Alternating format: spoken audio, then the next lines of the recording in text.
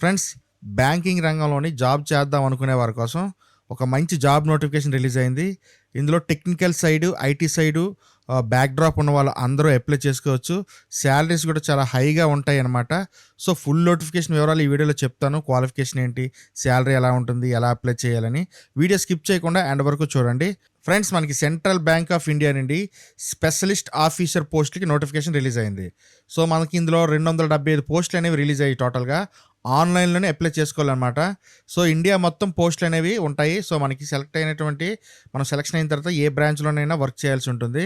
So, important dates విషయానికి వస్తే మనకి అప్లికేషన్స్ అనేవి 28 ఫిబ్రవరి నుండి ఓపెన్‌లో ఉన్నాయన్నమాట. మార్చి 23 వరకు టైం ఉంది. సో, ఈ లోపే అప్లై చేసుకోవాలి. ఆన్‌లైన్ ఎగ్జామినేషన్ అనేది ఏప్రిల్‌లో జరుగుతుంది. ఇంటర్వ్యూ కూడా మనకి ఏప్రిల్‌లో ఉండే అవకాశం ఉంటుందన్నమాట. సో, మనం చూసుకుంటే ఇది central bank of India specialist officer recruitment 2026 అనమాట. సో, మనకి central bank of India branches మనకి దేశవ్యాప్తంగా 4500 కంటే ఎక్కువ బ్రాంచ్‌లు ఉన్నాయన్నమాట. సో, చాలా పెద్ద బ్యాంకే అని చెప్పొచ్చు. సో, ఇందులో మనకి software developer, data scientist, cloud manager, cyber security, network administrator, IT officer లాంటి చాలా రకాల పోస్టులు ఉన్నాయి. టోటల్‌గా 275 పోస్టులు అనేవి ఉన్నాయన్నమాట. ఏ కేటగిరీకి ఎన్నెన్ని పోస్టులు ఉన్నాయో కూడా నేను వీడియోలో చెప్తాను చూడండి. సో, ఇక్కడ చూడండి మనకు క్లియర్‌గా ఇచ్చారు. సాఫ్ట్‌వేర్ డెవలపర్ అనమాట 13 పోస్టులు ఉన్నాయి. Mobile developer 3, software developer .NET 6, database administrator 11, digital channel manager 23, తర్వాత Linux administrator 14, Windows 5, cloud manager 5, information security లేదా సైబర్ సెక్యూరిటీకి 38. ఈ విధంగా చూసుకుంటే హైయెస్ట్‌గా మనకి ఐటీ ఆఫీసర్స్ 82 ఉన్నాయి. సో, మొత్తం ఈ డీటెయిల్స్ కావాలంటే పీడీఎఫ్ డౌన్లోడ్ లింక్ కింద డిస్క్రిప్షన్‌లో ఇచ్చాను. మీరు అక్కడి నుంచి డౌన్లోడ్ చేసుకొని మీరు ఏ కేటగిరీకి చెందిన వారో చూసుకొని మీరు అప్లై చేసుకోవచ్చు. ఎన్ని పోస్టులు ఉన్నాయో కూడా చూసుకోవచ్చు. సో, రిజర్వేషన్ విషయానికి వస్తే ఇక్కడ టోటల్‌గా మనకి ఎస్సీ క్యాండిడేట్స్‌కి 41 పోస్టులు ఉన్నాయన్నమాట. ఎస్టీకి 20, ఓబీసీకి 74 ఉన్నాయి. ఇంకా ఓపెన్ కేటగిరీలో చూసుకుంటే 113 పోస్టులు అనమాట.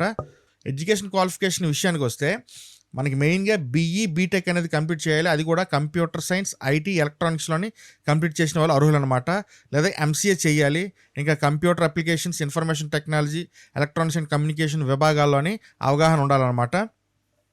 దీంతో పాటు అదనంగా జావా సర్టిఫికేషన్, ఒరాకల్ సర్టిఫికేషన్ కానీ, సైబర్ సర్టిఫికేషన్ కానీ, క్లౌడ్ కంప్యూటింగ్ సర్టిఫికేషన్ కానీ, డెవాప్స్ సర్టిఫికేషన్ కానీ, అంటే మీరు ఏ జాబ్కి అప్లై చేస్తున్నారో దానికి అవసరమైనటువంటి సర్టిఫికేషన్ కంపల్సరీగా మీరు ఉండాలన్నమాట.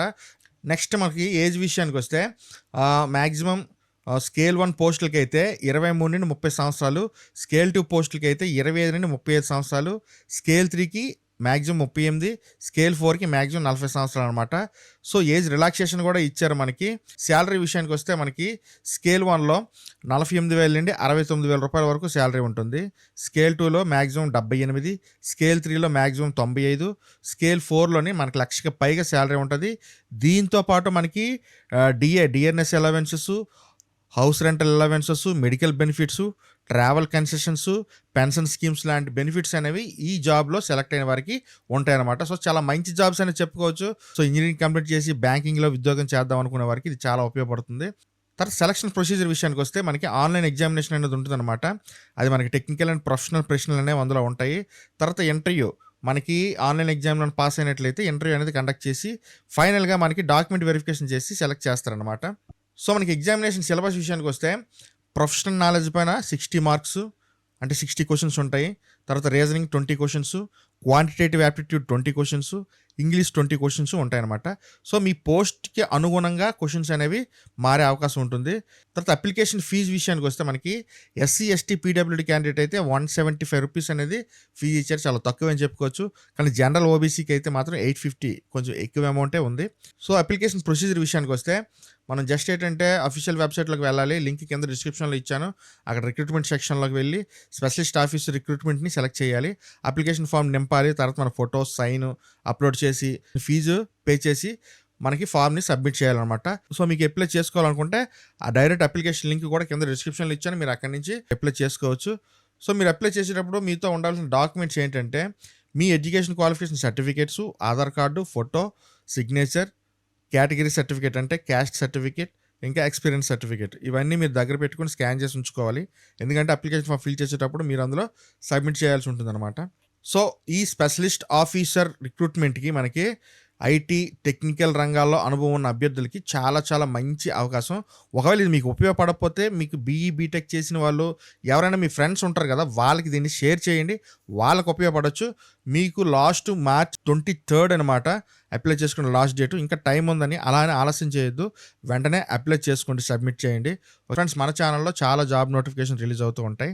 మన కంటెంట్ నచ్చినట్లయితే మన ఛానల్ సబ్స్క్రైబ్ చేసుకొని ఈ వీడియోని లైక్ చేసి షేర్ చేయండి. Thanks for watching. This is Shiva signing off.